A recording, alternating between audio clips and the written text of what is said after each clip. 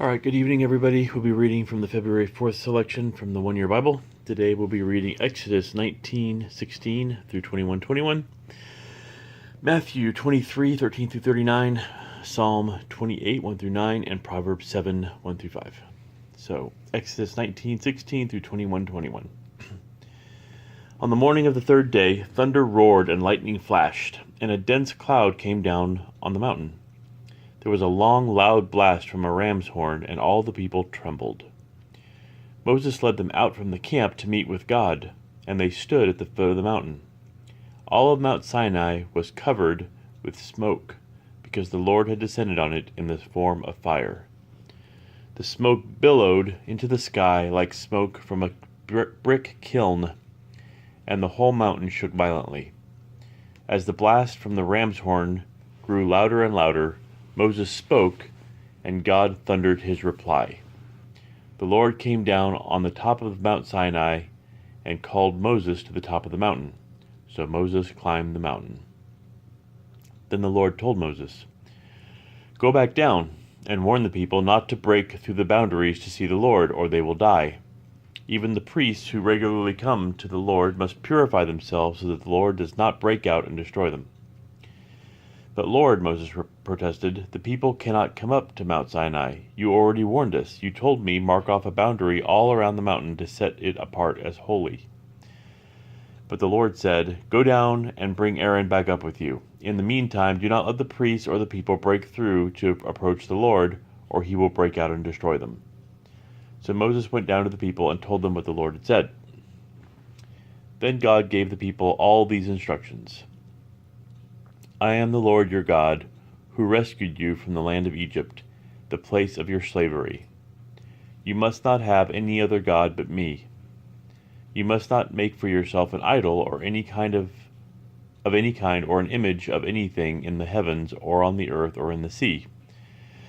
You must not bow down to them or worship them, for I, the Lord your God, am a jealous God and will not tolerate your affection for any other gods. I lay the sins of the parents upon their children. The entire family is affected, even children in the third and fourth generations of those who reject me. But I lavish unfailing love for 1,000 generations on those who love me and obey my commands. You must not misuse the name of the Lord your God. The Lord will not let you go unpunished if you misuse his name. Remember to observe the Sabbath day by keeping it holy. You have 6 days each week for your ordinary work, but the seventh day is the Sabbath day of rest, dedicated to the Lord your God. On that day no one in your household may do any work. This includes you, your sons and daughters, your male and female servants, your livestock, and any foreigners living among you. For in 6 days the Lord made the heavens, the earth, the sea, and everything in them, but on the seventh day he rested. That is why the Lord blessed the Sabbath day and set it apart as holy. Honor your father and mother, then you will live a long, full life in the land the Lord your God is giving you. You must not murder. You must not commit adultery. You must not steal. You must not testify falsely against your neighbor.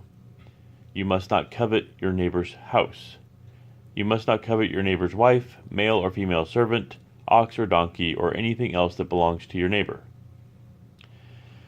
When the people heard the thunder and the loud blast of the ram's horn, and they saw the flashes of lightning and the smoke billowing from the mountain, they stood at a distance and trembled with fear. And they said to Moses, "You speak to us, and we will listen, but don't let God speak directly to us, or we will die."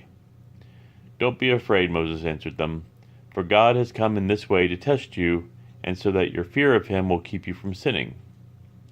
As the people stood in the distance, Moses approached the dark cloud where God was. And the Lord said to Moses, "Say this to the people of Israel. You saw for yourselves that I spoke to you from heaven.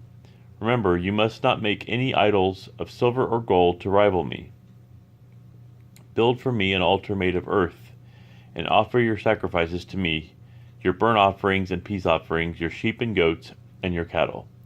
Build my altar wherever I cause my name to be remembered, and I will come to you and bless you.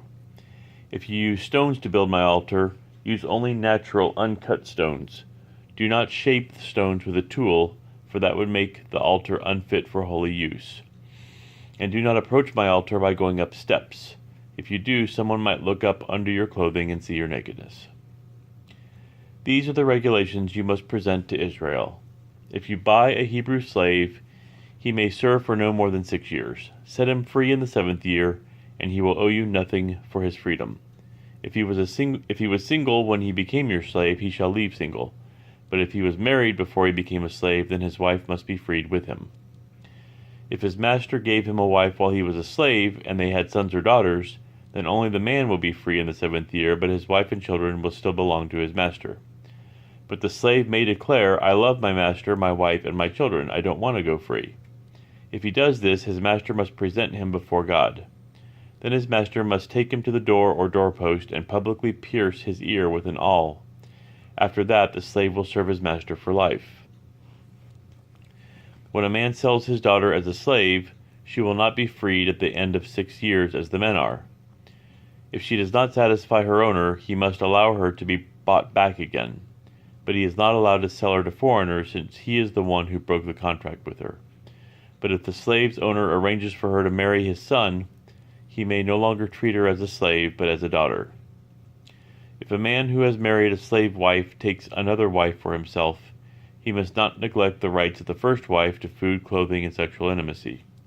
If he fails in any of these 3 obligations, she may leave as a free woman without making any payment. Anyone who assaults and kills another person must be put to death. But if it was simply an accident permitted by God, I will appoint a place of refuge where the slayer can run for safety. However, if someone deliberately kills another person, then the slayer must be dragged even from my altar and be put to death. Anyone who strikes father or mother must be put to death. Kidnappers must be put to death, whether they are caught in possession of their victims or have already sold them as slaves. Anyone who dishonors father or mother must be put to death. Now suppose 2 men quarrel, and one hits the other with a stone or fist, and the injured person does not die but is confined to bed. If he is later able to walk outside again, even with a crutch, the assailant will not be punished but must compensate his victim for lost wages and provide for his full recovery. If a man beats his male or female slave with a club, and the slave dies as a result, the owner must be punished. But if the slave recovers within a day or 2, then the owner shall not be punished, since the slave is his property.